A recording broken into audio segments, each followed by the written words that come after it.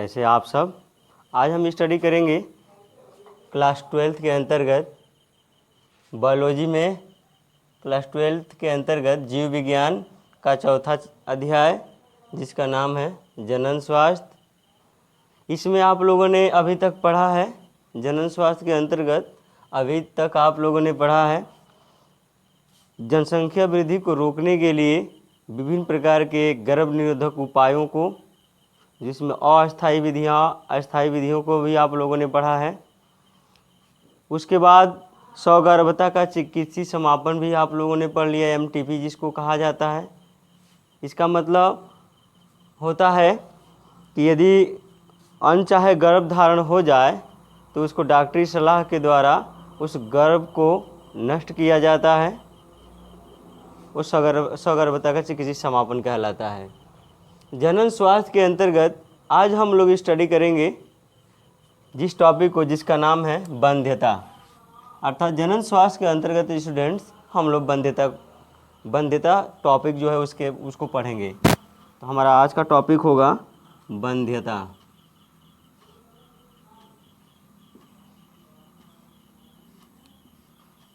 वंध्यता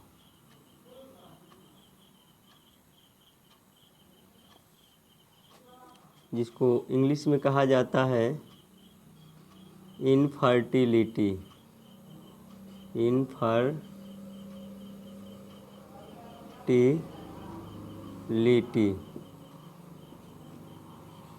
infertility याद रखेंगे।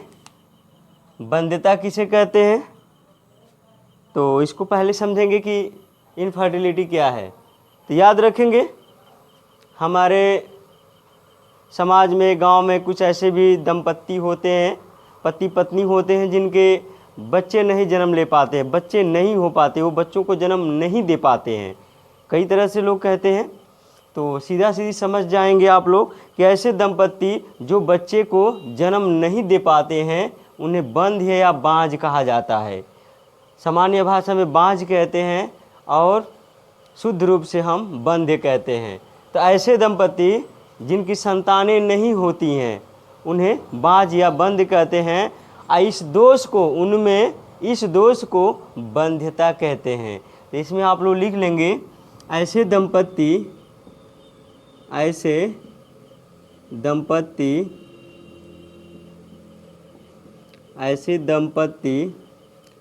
का मतलब पति और पत्नी, आप लोग समझ रहे हैं, पत्नी। ऐसे दंपत्ति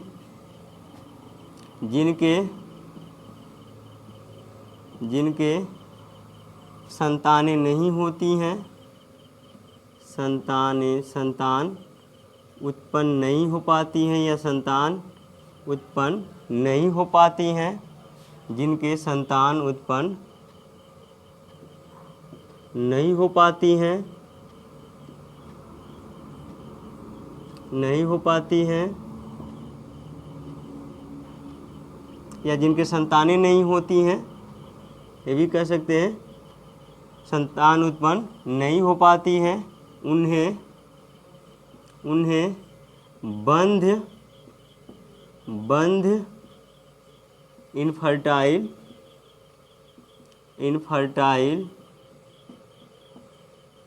या सामान्य भाषा में बांझ कहते हैं। सामान्य भाषा में बांझ कहते हैं तथा उनमें इस दोष को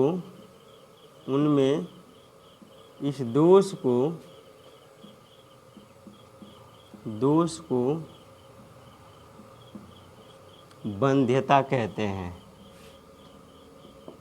वंध्यता कहते हैं। तो आप लोग समझ गए होंगे स्टूडेंट्स कि इनफर्टिलिटी क्या है, वंध्यता क्या है।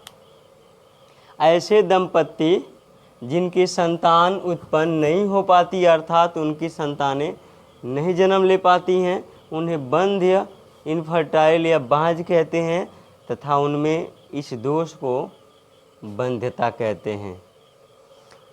वंध्यता को दूर करने के लिए एक टेक्नोलॉजी कार्य करती है कि आखिर क्या रीजन्स है, क्या कारण है कि दंपति में बाँझ जो होते हैं वैसे दंपतियों में क्या कमी होती है कि उनके बच्चे नहीं हो पाते हैं।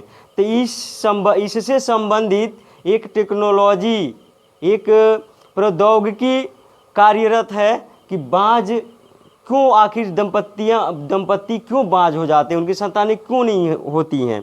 तो इनसे संबंधित अर्थात इसको निवारण के लिए, इसको दूर करने के लिए एक प्रौद्योगिकी कार्य करती है जिसको हम लोग कहते हैं सहायक जनन प्रौद्योगिकी, जिसको हम लोग कहते हैं सहायक जनन प्रौद्योगिकियाँ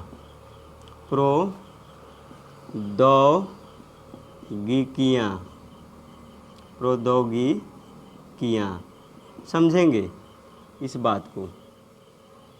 सहायक जनन प्रौद्योगिकियाँ, इसको इंग्लिश में कहते हैं एसिस्टेड रिप्रोडक्टिव टेक्नोलॉजी।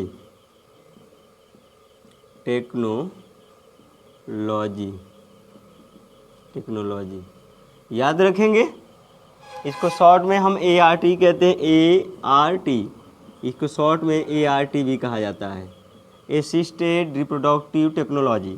समझेंगे स्टूडेंट्स।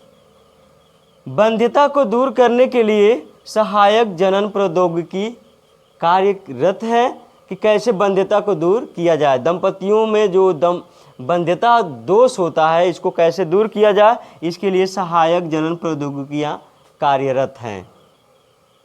अर्थात उनमें दोष का इसका मेडिकल जांच सहायक जनन प्रौद्योगिकियों के अनुसार उन दंपतियों का मेडिकल चेकअप किया जाता है, जांच किया जाता है, फिर उस जांच करके उनके दोष को दूर किया जाता है। तो इसमें सबसे ज़्यादा प्रचलित है, सहायक जनन प्रौद्योगिकियों में सबसे ज़्यादा प्रचलित है जिसको कहते हैं परखनली शिशु,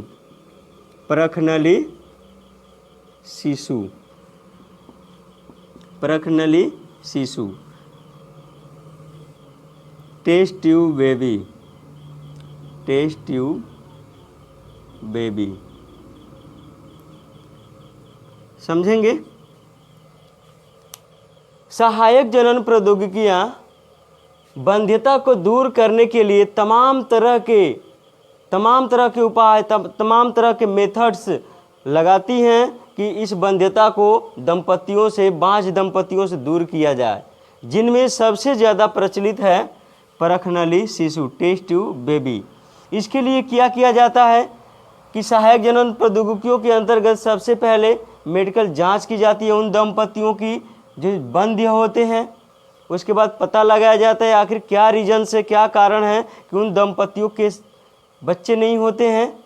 उसके अनुसार परखनली शिशु का उपयोग किया जाता है। तो परखनली शिशु के अंतर्गत क्या किया जाता है सबसे पहले देखेंगे। तो इसके लिए सबसे पहले क्या किया जाता है कि उन दंपतियों में सबसे पहले जो स्त्री होती है उनके अंतर्गत हम देख लेते हैं।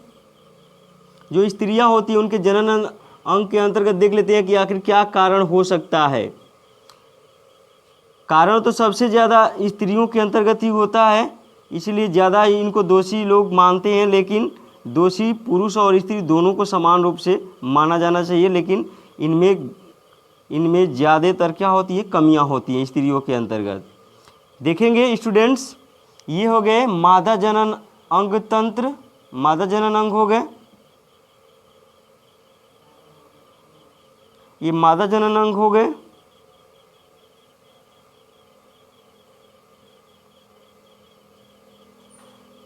मादा जनन हो गए। ये हो गया अंडाशय, जिसको हम लोग ओवरी कहते हैं।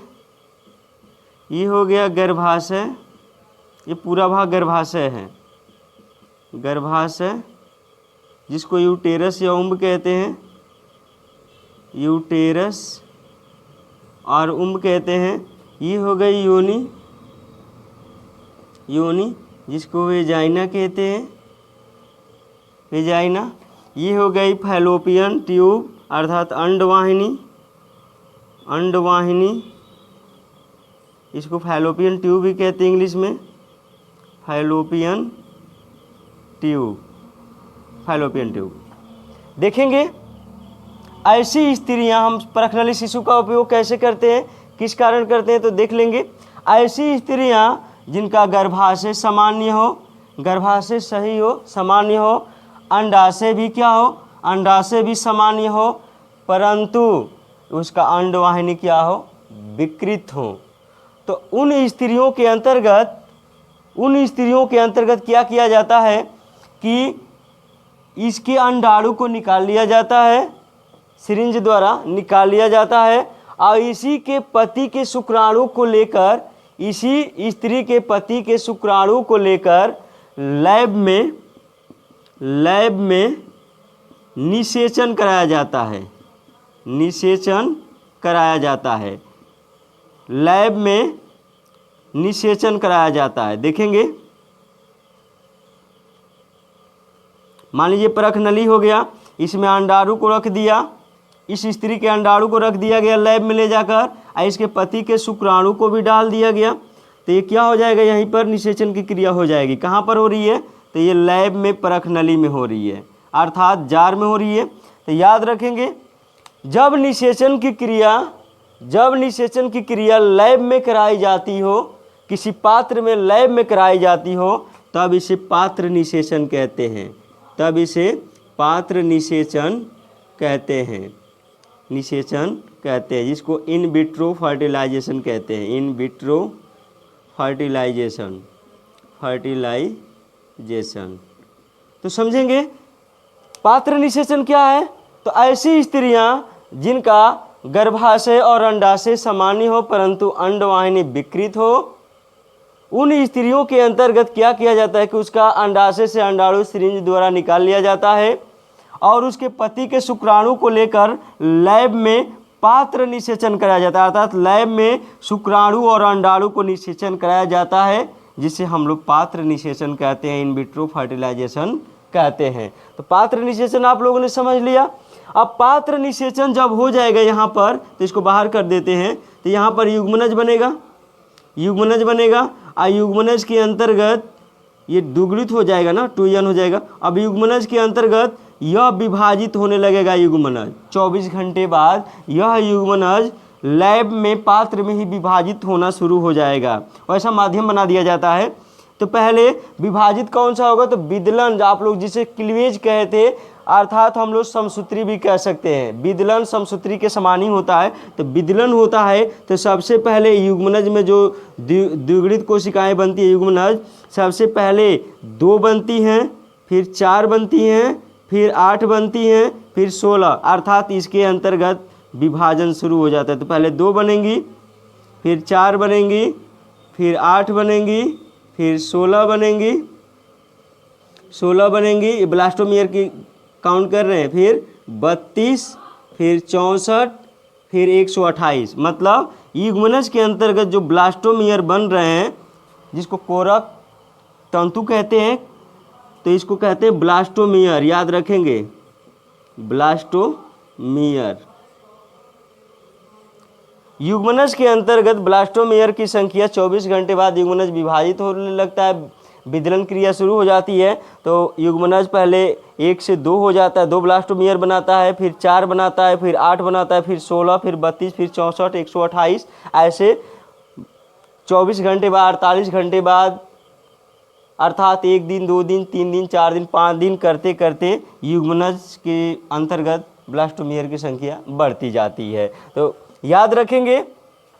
अब क्या किया जाता है कि लैब में पात्र निषेचन के बाद जो युग्मनज के अंतर्गत ब्लास्टोमियर बने हैं, उसकी संख्या के आधार पर परखनली शिशु 2 प्रकार से, परखनली शिशु को 2 प्रकार से युग्मनज का स्थानांतरित कराया जा सकता है, जिसमें पहला होता है जिसको कहते हैं ZIFT और दूसरा होता है IUT। देखेंगे यहाँ पर स्टूडेंट्स, जब लैब में निषेचन क्रिया हो जाती है और उसमें युग्मनज के अंतर्गत जब ब्लास्टोमियर की संख्या 8 हो जाती है, ब्लास्टोमियर की संख्या 8 हो जाती है, तब हम क्या करते हैं, ZIFT कराते हैं। ZIFT का मतलब होता है, इस IUT बाद में पढ़ेंगे, इसका मतलब होता है जाइगोट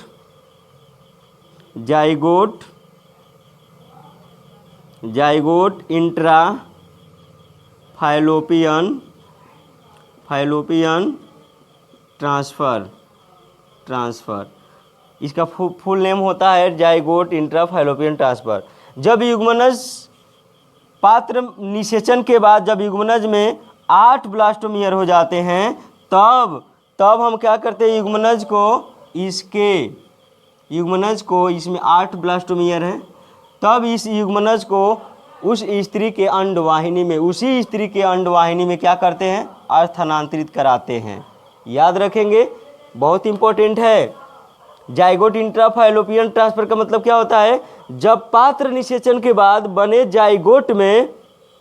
बने युग्मनज में ब्लास्टोमियर की संख्या 8 हो जाती है, तब उस स्त्री के फाइलोपियन नलिका में, फाइलोपियन ट्यूब में युग्मनज का स्थानांतरण कराते हैं, तब उसे हम क्या कहते हैं, ZIFT कहते हैं। दूसरी बात याद रखेंगे, IUT हमने आपको बताया था। IUT जब इसका फुल नेम होता है इंट्रा यूटेरिन ट्रांसफ़र। याद रखेंगे, इंट्रा यूटेरिन ट्रांसफ़र। इसमें क्या होता है कि ब्लास्टोमियर की संख्या जब 8 से अधिक हो जाए, 16 हो जाए, 32 हो जाए, 64 हो जाए, इस दशा में, इस कंडीशंस में, मतलब 8 से अधिक होने के कंडीशंस में हम इस युग्मनज का स्थानांतरण इस स्त्री के गर्भाशय में कराते हैं। किस कंडीशन में, 16 या 16 से अधिक जब हो जाता है ब्लास्टोमियर की संख्या, तब। तो देखेंगे, जब युग्मनज में ब्लास्टोमियर की संख्या 16 से अधिक हो जाती है, 16 या 16 से अधिक हो जाती है, तब हम IUT कराते हैं, अर्थात इस युग्मनज का स्थानांतरण उस स्त्री के गर्भाशय में कराते हैं, तब इसको हम लोग कहते हैं IUT, इंट्रा यूटेरिन ट्रांसफ़र। मतलब उसके गर्भाशय में हम क्या कर रहे हैं, स्थानांतरित कर रहे हैं। तो आप लोगों ने देखा, प्रकनली शिशु को 2 भागों में बांटा गया है, ZIFT, IUT किसकी संख्या के आधार पर, ब्लास्टोमियर की संख्या के आधार पर। अब देख, इसमें कुछ लिख लेंगे तब आगे हम आपको बताएंगे। तो सबसे पहले आप लिखेंगे, सबसे पहले परखनली शिशु में लिखेंगे,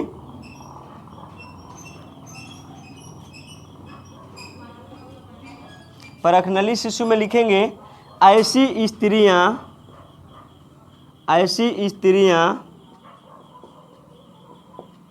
जिनका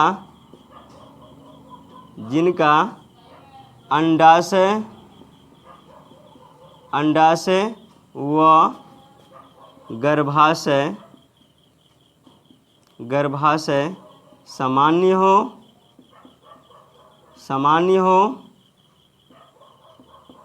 अंडाशय व गर्भाशय सामान्य हो, परंतु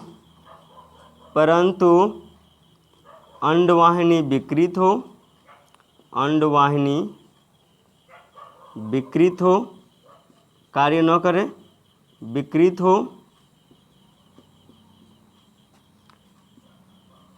अंडवाहिनी क्या हो, विकृत हो, तब क्या किया जाता है, तब इस स्त्री के अंडाणु को लेकर, तब उस स्त्री के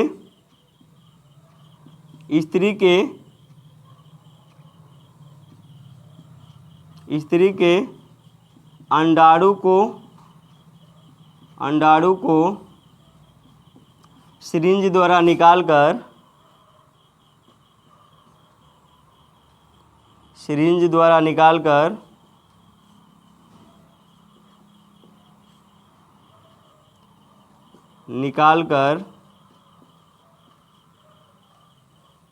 तथा उसके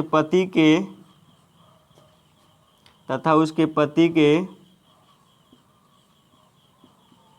पति के शुक्राणु को लेकर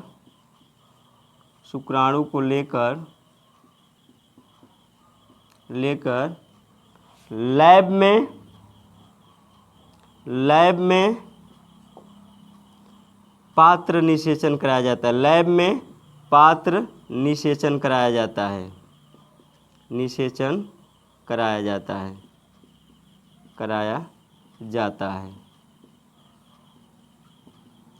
लैब में पात्र निषेचन कराया जाता है। फिर क्या किया जाता है? फिर निषेचन के बाद बने युग्मनज को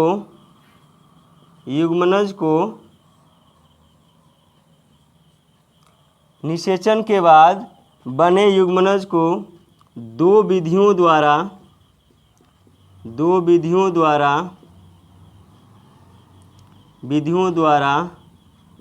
उस स्त्री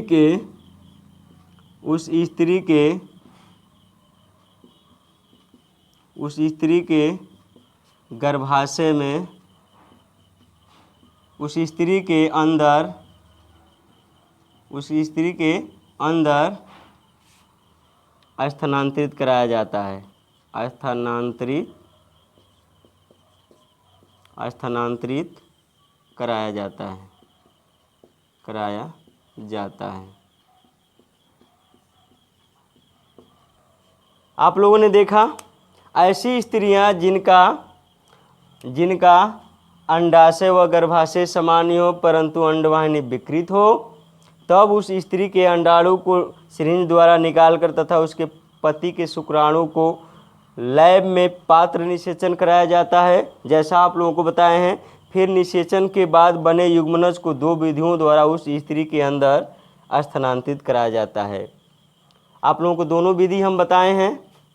पहला है ZIFT, पहली विधि है ZIFT, जिसको कहते हैं zygote intra fallopian transfer. Zygote intrafallopian transfer. तो देखेंगे स्टूडेंट्स, इसके अंतर्गत क्या होता है। हम अभी आपको बताए हैं कि जब ब्लास्टोमियर की संख्या युग्मनज में, जब ब्लास्टोमियर की संख्या पात्र निषेचित युग्मनज में कितना हो जाए, 8 हो जाए, तो लिख सकते हैं जब पात्र निषेचित युग्मनज में पात्र निषेचित युग्मनज में पात्र निषेचित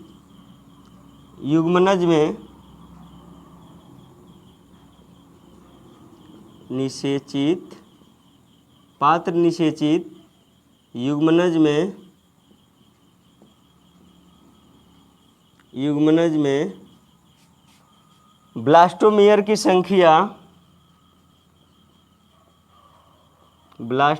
की संख्या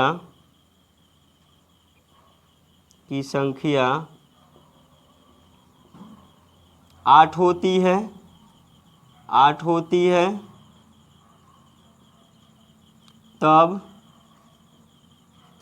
तब उस स्त्री के, तब इस युग्मनज को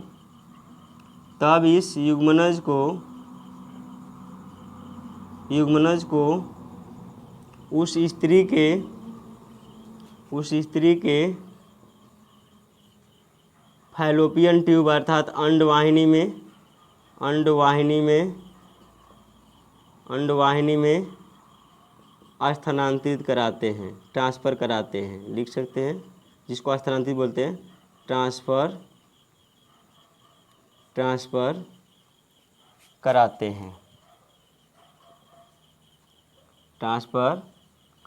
हैं,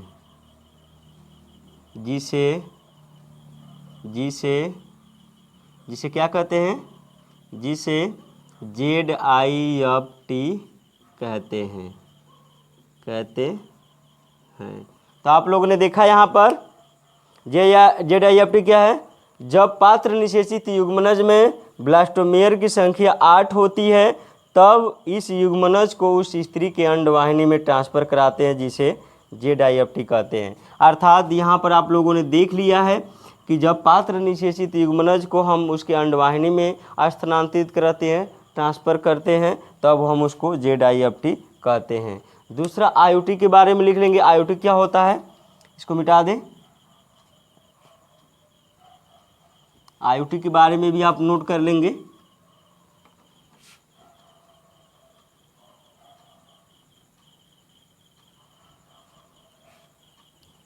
IUT दूसरा है IUT, देखेंगे इसका होता है इंट्रा, फुल फॉर्म इसका होता है इंट्रा यूटेरिन ट्रांसफ़र, यूटेरिन ट्रांसफ़र,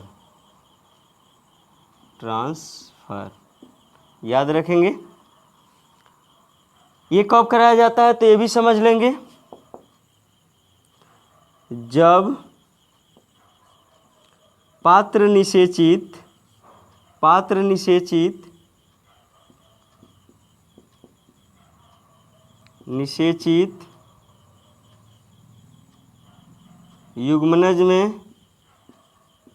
युग्मनज में ब्लास्टोमेयर की संख्या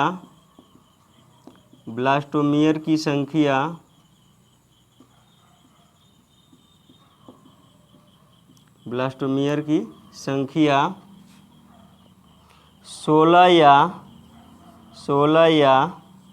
16 से अधिक, 16 या 16 से अधिक हो जाती है,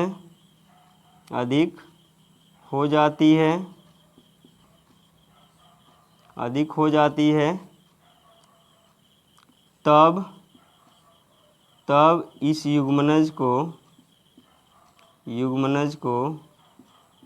युग्मनज को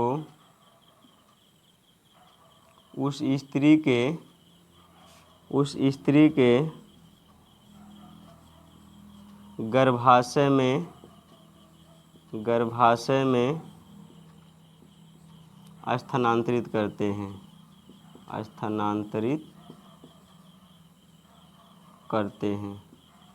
या स्थानांतरित कराते हैं, तब इसे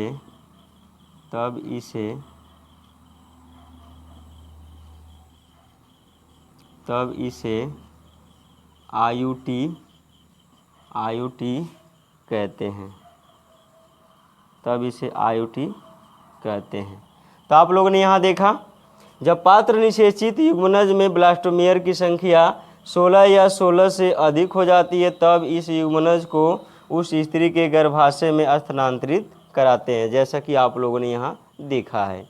ठीक है, तब इसे हम क्या कहते हैं, IUT कहते हैं। तो आप लोगों ने यहाँ देखा प्रखनली शिशु में को प्राप्त करने के लिए, प्रखनली शिशु बनाने के लिए 2 तरह से स्थानांतरित कराया जाता है, पहला ZIFT, दूसरा IUT। अब हम देखेंगे एक और हेडिंग जिसका नाम है GIFT, इसको मिटा देते हैं। GIFT भी आप लोग पढ़ लेंगे, GIFT क्या होता है। GIFT कभी कभी फुल नेम भी पूछ लेता है, आप लोग समझेंगे। इसका फुल नेम होता है गेमिट इंट्रा फैलोपियन ट्रांसफ़र। तो आप लोगों ने यहाँ देखा गेमिट इंट्रा फैलोपियन ट्रांसफ़र, ये कब कराया जाता है तो याद रखेंगे स्टूडेंट्स, ऐसी स्त्रियाँ जिनका गर्भाशय भी समान हो, अंडाशय भी समान हो, परंतु अंडवाहिनी भी समान हो। समझेंगे, ऐसी स्त्रियां जिनका गर्भाशय भी समान हो, अंडवाहिनी भी समान हो और अंडाशय भी समान हो, परंतु ये जो झालर होता है, झालर हिंदी में कहते हैं, जो झालर होता है इंग्लिश में फिम्बरी कहते हैं, फिम्बरी। ये जो झालर होता है इस अंडाणु को पकड़ने में असमर्थ हो, तो इसको अंडाणु को ये पकड़ नहीं पाएगा, तो यह अंडाणु यहाँ नहीं पहुँच पाएगा, स्थमक जंक्शन पर नहीं जा पाएगा। तो इसके लिए क्या किया जाता है कि जिन स्त्रियों का झालर कमज़ोर हो या झालर पकड़ने में, अंडाणु को पकड़ने में असमर्थ हो, तो इस अंडाणु को, इस मादा युग्मक को, फीमेल गेमिट को यहाँ सिरिंज द्वारा निकाल कर यहाँ स्थानांतरित कर दिया जाता है। तब इसको हम क्या कहते हैं? GIFT, gamete intra fallopian transfer. Gamete को इसके फैलोपियन ट्यूब में ट्रांसफ़र कर दिया जाता है। तो इसमें लिखेंगे ऐसी स्त्रियां जिनका अंडाशय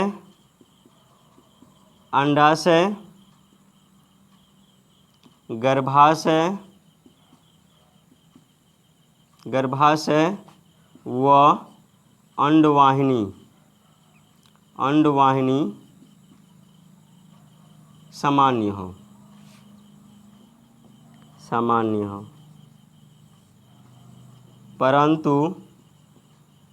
परंतु झालर,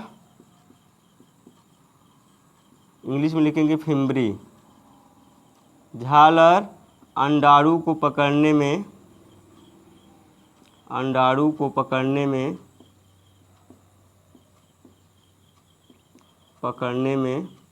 असमर्थ हो,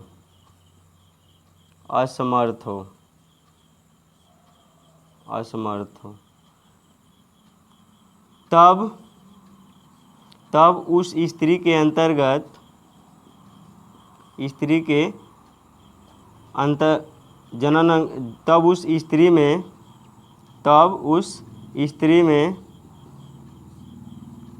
तब उस स्त्री में अंडाशय से देख रहे हैं ना, अंडाशय से अंडाणु को सिरिंज द्वारा निकाल कर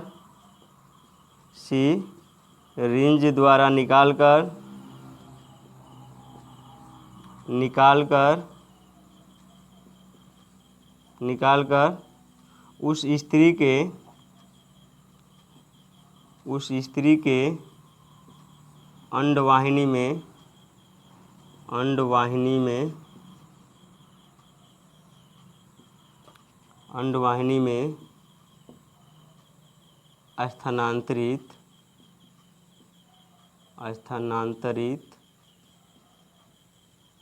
स्थानांतरित कर दिया जाता है।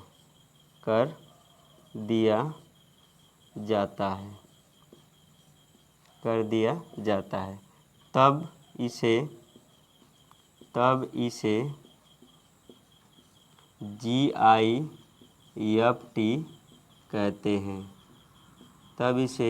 GIFT कहते हैं। तो आप लोगों ने यहाँ देखा, ऐसी स्त्रियां जिनका अंडाशय, गर्भाशय व अंडवाहिनी सामान्य हो, परंतु झालर फिम्बरी अंडाणु को पकड़ने में असमर्थ हो, तब उस स्त्री में अंडाशय से अंडाणु को सिरिंज द्वारा निकालकर उसी स्त्री के अंडवाहिनी में स्थानांतरित कर दिया जाता है। तब इसे GIFT कहते हैं। तो आप लोगों ने GIFT भी देख लिया। अब पढ़ेंगे स्टूडेंट अगला टॉपिक, जिसका नाम है सरोगेट माँ। उसको भी पढ़ लेते हैं।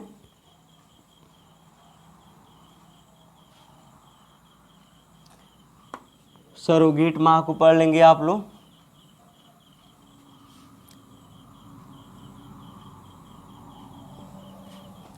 देखेंगे यहाँ पर अगला टॉपिक है सरोगेट माँ।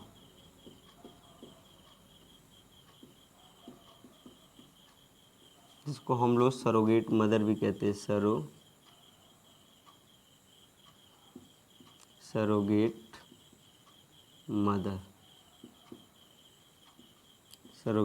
मदर देखेंगे यहाँ पर।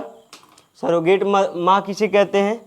ऐसी स्त्रियां जिनका गर्भाशय कमज़ोर हो, सब सही हो, अंडाशय भी सही हो, अंडवाहिनी भी सही हो, लेकिन गर्भाशय कमज़ोर हो, अर्थात गर्भाशय में भ्रूण का प्रत्यारोपण हो, लेकिन भ्रूण का भार बढ़ने के कारण यह भ्रूण को वजन सहन करने की क्षमता न रखता हो। अर्थात यहाँ पर भ्रूण का प्रत्यारोपण हो, लेकिन भार न सहन कर सके। इस दशा में क्या होता है कि जैसे ही भ्रूण के अंतर्गत भार, जैसे ही भ्रूण का भार बढ़ेगा वैसे ही यहाँ से यह क्या हो जाएगा, एबॉर्ट हो जाएगा, बाहर आ जाएगा। इस दशा में क्या किया जाता है कि इसी स्त्री का अंडाणु लेकर इसके पति का शुक्राणु को लेकर लैब में निषेचन कराकर किसी दूसरे स्त्री के अंतर्गत स्थानांतरित किया जाता है। तो इसमें क्या लिखेंगे, ऐसी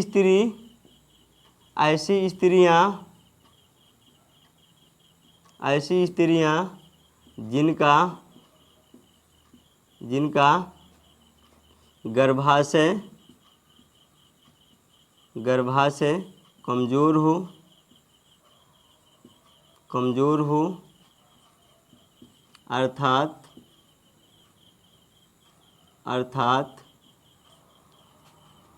भ्रूण का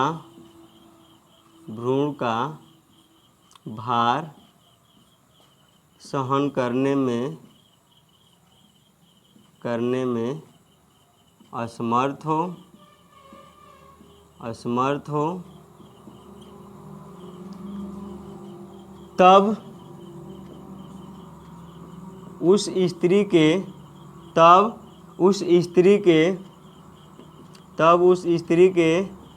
अंडाणु को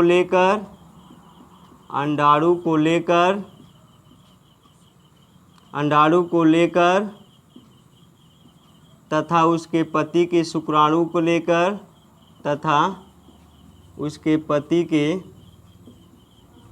पति के शुक्राणु को लेकर पात्र निषेचन कराया जाता है। लैब में पात्र निषेचन कराया जाता है।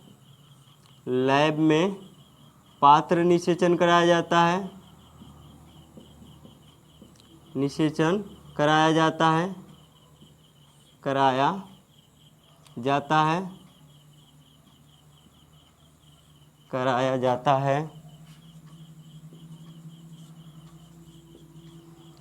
फिर बने युग्मनज को, पात्र निषेचित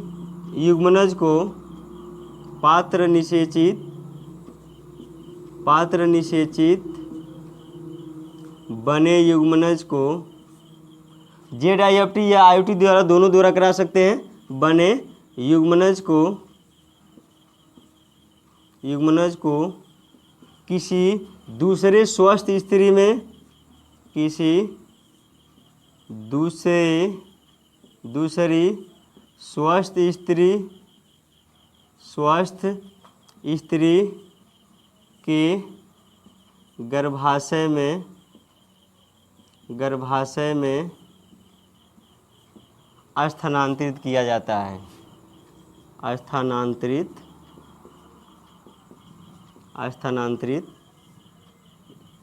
प्रत्यारोपित किया जाता है, स्थानांतरित किया जाता है। तब इस स्त्री को क्या कहते हैं, सरोगेट माँ कहते हैं। तब इस स्त्री को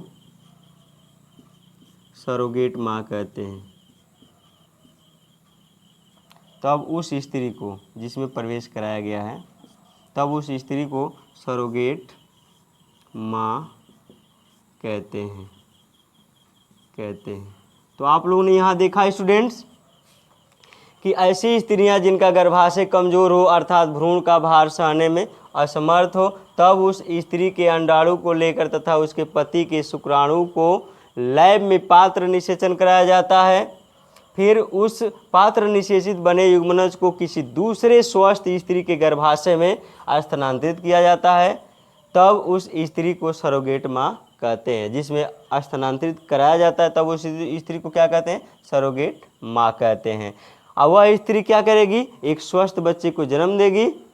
तो उसका न अंडाणु होगा न कुछ होगा, सिर्फ अपने गर्भाशय के अंतर्गत किसी दूसरे दंपत्ति के भ्रूण का पालन पोषण करेगी। अर्थात क्या करेगी, अपने ब्लड द्वारा उसको पोषण देगी।